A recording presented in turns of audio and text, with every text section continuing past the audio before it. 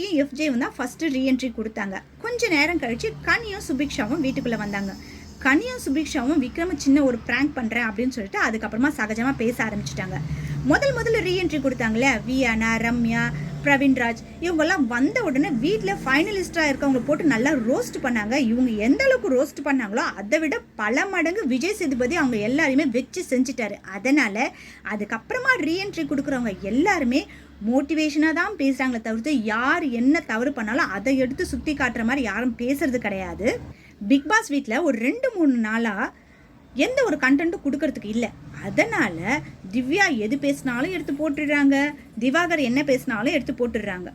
திவ்யா வீட்டுக்குள்ளே வரும்போது விஜய் சேதுபதி கிட்ட சொல்லுவாங்க, டெக்கோரம் யாரும் ஃபாலோ பண்ண மாட்டேன்றாங்க அப்படின்னு சொல்லிட்டு. அப்போ எனக்கு அதை முழு அர்த்தம் என்னன்னு தெரியாமல் இருந்தது. அதுக்கப்புறம் கேட்டு தெரிஞ்சுக்கிட்டேன். ஆனால் இப்போது அவங்க அந்த டெக்கோரத்தை அவங்க ஃபாலோ பண்ண மாட்டாங்களோ அப்படின்ற மாதிரி தான் இருக்குது. ஏன்னா ஒரு கக்கா போகிற விஷயத்தை பற்றி அவ்வளோ நேரம் பேசணும் அப்படின்ற அவசியம் கிடையாது.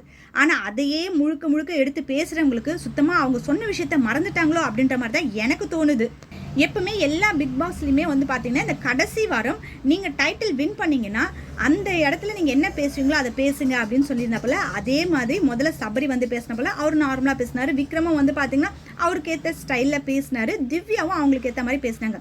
இதில் அரோரா வந்து பேசினாங்க பார்த்தீங்களா, அந்த விஷயம் மட்டும்தான் கொஞ்சம் இதுவாக இருந்தது. என்ன அப்படின்னா அரோரா இப்போ இல்லை, ஸ்டார்டிங்லேருந்தே ஒரு வார்த்தை சொல்லிட்டு இருப்பாங்க. என்ன அப்படின்னா, எனக்கு இந்த பிக் பாஸ் சான்ஸ் அப்படின்றது ரொம்ப ஈஸியாக கிடச்சிருச்சு. ஒவ்வொரு இடத்துலையுமே அவங்க அதை வந்து பதிவு பண்ணுறாங்க. அதனால் இந்த டைட்டில் வின்னர் அப்படின்றது வந்து பார்த்திங்கன்னா எனக்கு ரொம்ப ஈஸியாக கிடச்ச மாதிரி தான் இருக்கும் அப்படின்ற மாதிரி பேசும்பொழுது நிறைய பேருக்கு எரிச்சல் வரதுக்கான வாய்ப்பு இருக்குது. ஏன்னா இந்த வாய்ப்பு இது வரைக்கும் எனக்கு கிடைக்கல அப்படின்னு ஏங்கக்கூடியவங்க நிறைய பேர் இருக்கும்பொழுது எனக்கு ஈஸியாக கிடச்சிருச்சு இப்போ எனக்கு டைட்டிலும் ஈஸியாக கிடைக்குது அப்படின்ற பேசும்பொழுது உங்களுக்கு தூக்கி கொடுக்கறதுக்கு எதுக்குங்க இத்தனை பேர் வந்து கஷ்டப்படணும் அப்படின்னு நினைக்கிற மாதிரி தானே இருக்குது.